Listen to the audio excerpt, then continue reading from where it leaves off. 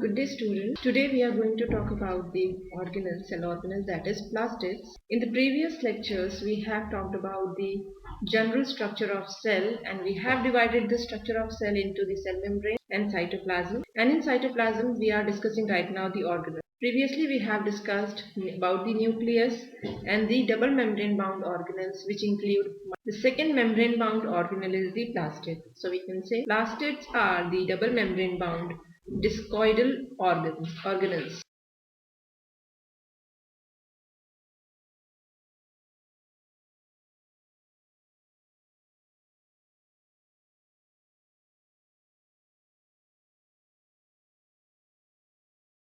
The plastids are found only in the plant cells. So we can say they are present only in the plant cells. So this is a differentiating organelle between the animal cell and the plant cell, which means that in animal cells the plastids are absent, whereas in the plant cells the plastids are present.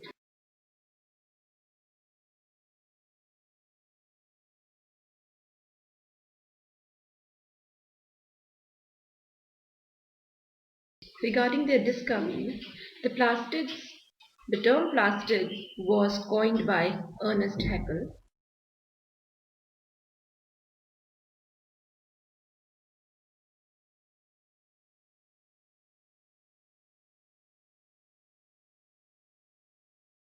Now these plastids can be broadly classified or categorized into three types. So we are now going to discuss about the types of the plastids. So we say there are three types of the plastids. And what are these three types? So we write plastids first of all. The first category of the plastid is the leucoplasts. And what are the characteristic features of these leucoplasts? The first characteristic feature is that the leucoplasts are colorless plastids. They are present in the underground organs or parts of the plant.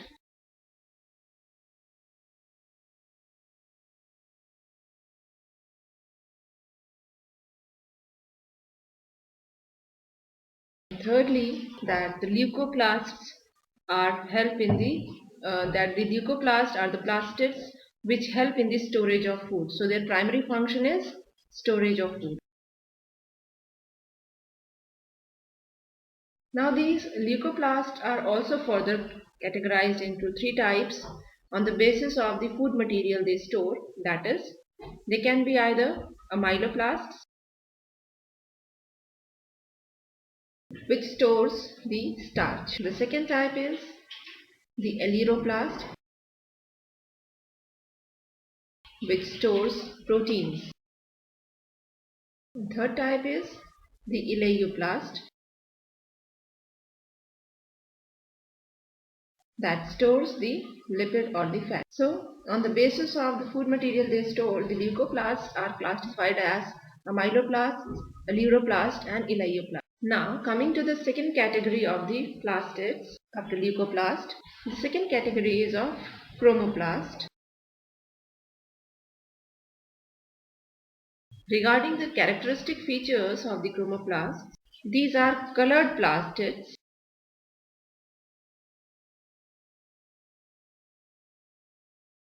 but other than green color. Means these plastids contain the colorful pigments but other than the green pigment, which is the chlorophyll. So we can say the chromoplasts are the colored plastids other than green.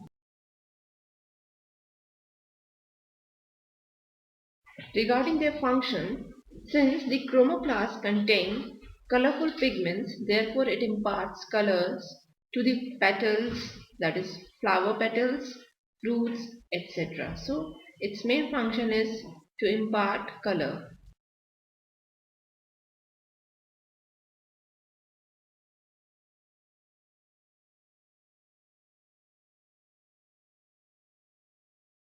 One such example is lycopene, which imparts red color to the tomato. Now coming to the third category, which is very important, type of plastid which is called as the chloroplast.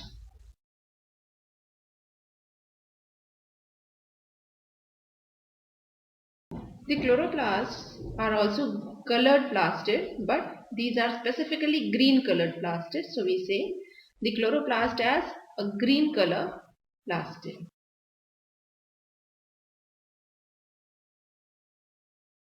And the green color is due to the presence of the pigment called as chlorophyll, and the main function of the chloroplast is to perform photosynthesis. This is the very important process or very vital process because this process of photosynthesis is responsible for the production of the food for the entire living world, and the food is produced in the form of glucose.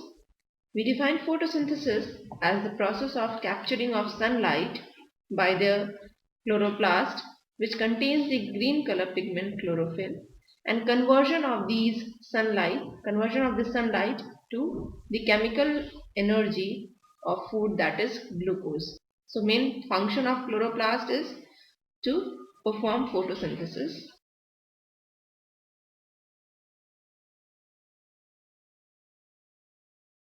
Regarding its presence, the chloroplasts are present mainly in the aerial parts of the plant, mainly leaves and the stem, which are associated with the function of photosynthesis. Now we will discuss in detail about the structure of the chloroplast.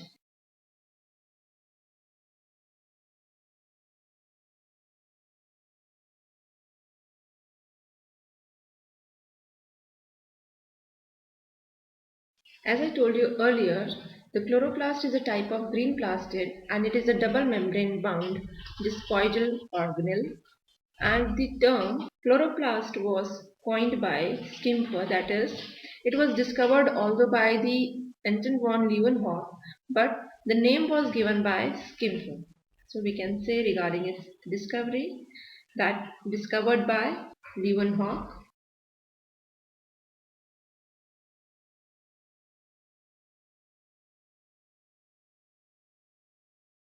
and named by Schimpfer.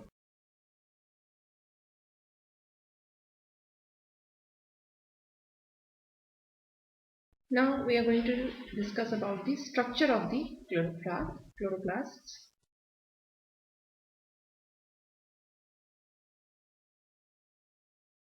Structurally, the chloroplast is divided into two parts, that is the grana and the stroma. And the chloroplast is bounded by a double membrane.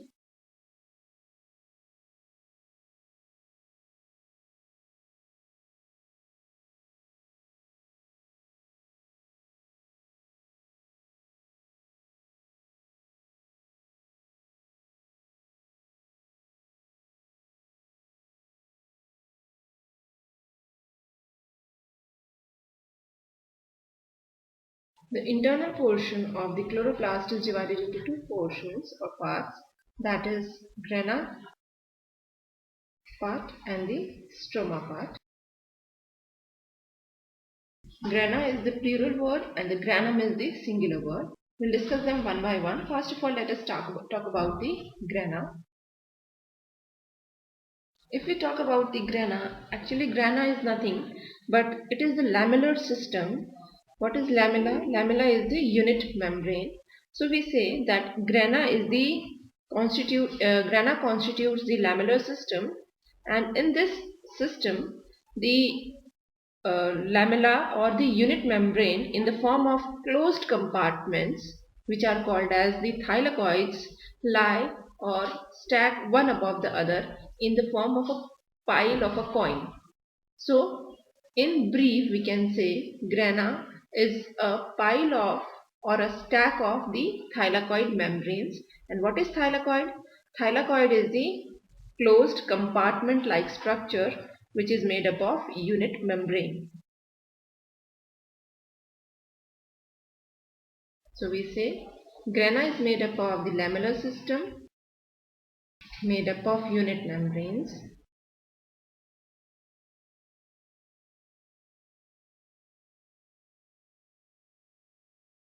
So we can also say that these unit membranes form a closed compartment-like structures which are called as thylakoids, and these thylakoids arrange one above the other in the form of a pile of a coin, and this stack of thylakoid is called as the grana.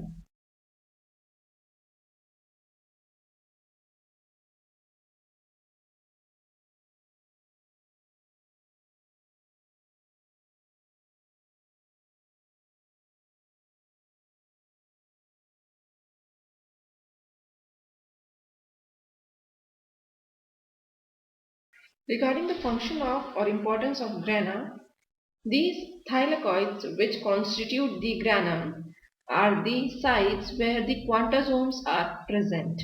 So we say quantasomes, which are also known as the photosynthetic unit.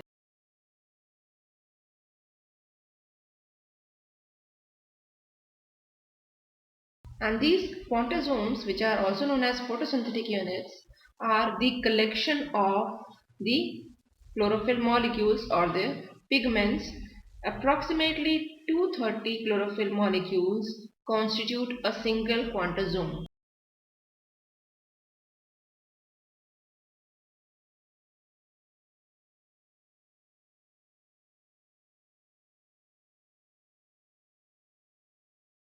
And these quantasomes are present in the thylakoid membrane.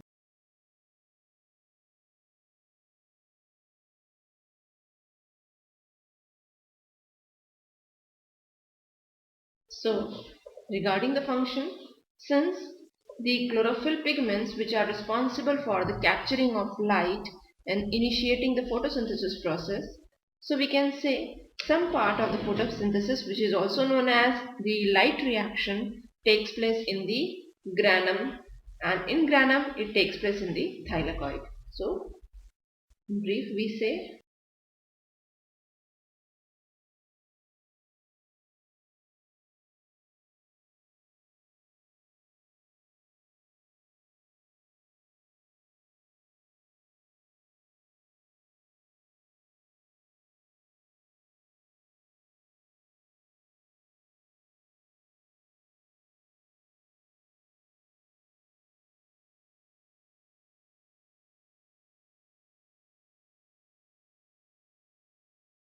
as I told you earlier, grana is the plural word and the singular word is the granum. The two granum are joined by the intergranal lamellae or the stroma lamellae or the Fred's channel.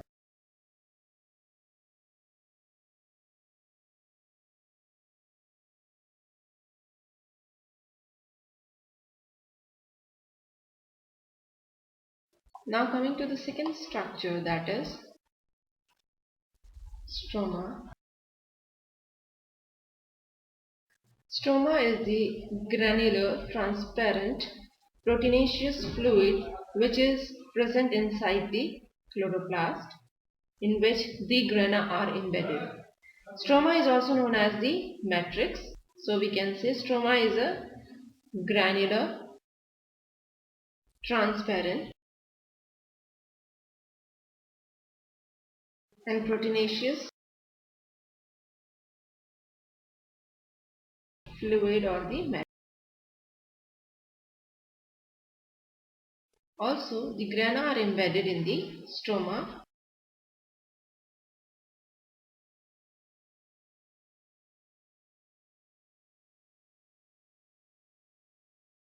Other than this grana, the stroma also contains the lipid droplets, starch grains, a circular loop of DNA, ribosomes and other proteins. So we can say it contains, besides grana, lipid droplets, starch grains, circular loop of DNA, ribosomes, proteins and enzymes.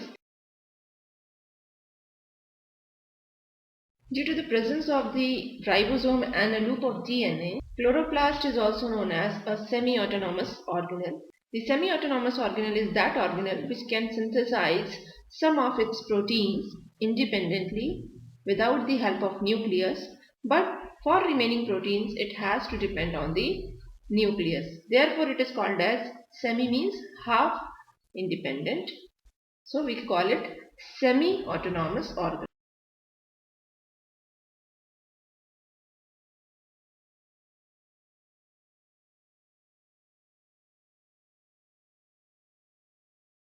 If we talk about its function, since stroma contains the some enzymes which carry out the some part of the photosynthesis reaction, which is known as dark reaction. Therefore, we say that stroma is the site of dark reaction of photosynthesis.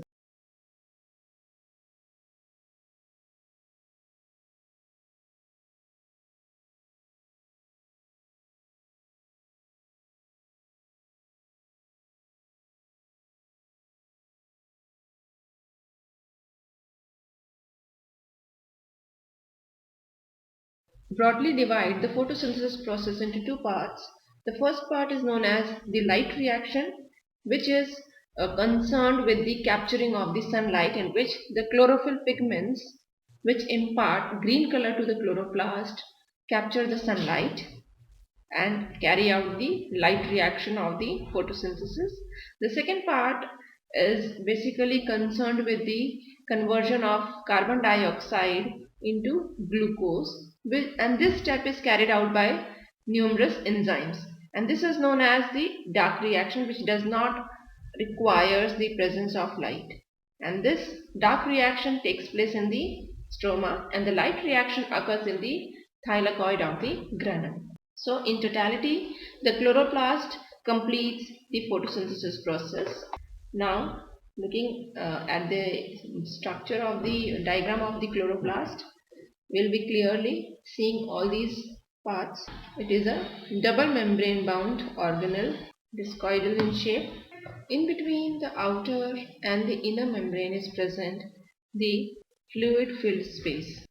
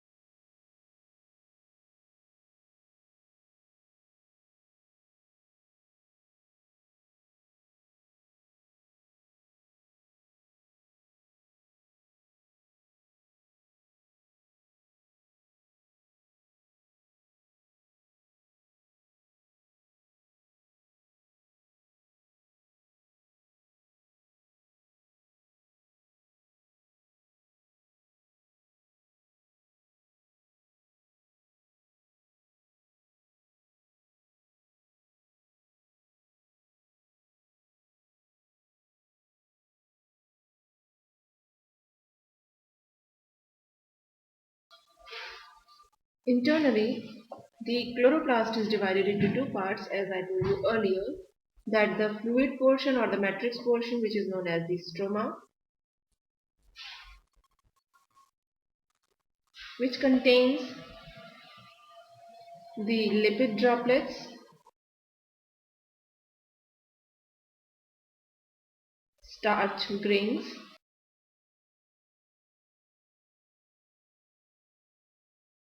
loop of DNA, and ribosomes.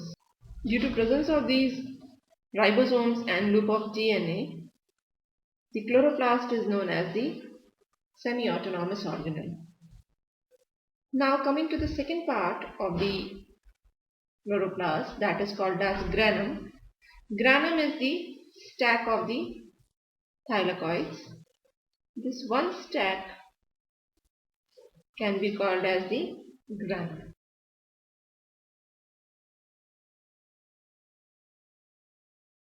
And inside the granum means the granum is made up of numerous thylakoids. So inside this stack of granum, one of the compartment is called as the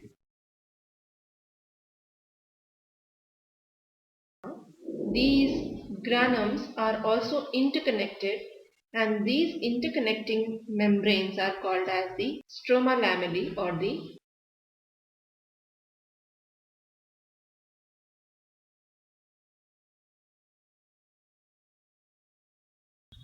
As I told you earlier also, that the stroma contains the enzymes for dark reaction, and the thylakoid of grana contains the quantasomes, which is the site for light reaction. So this is all about the chloroplast.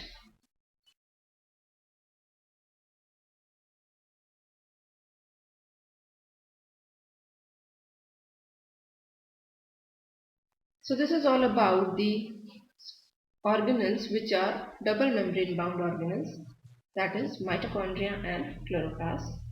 In further lectures we will be talking about the single membrane bound organelles.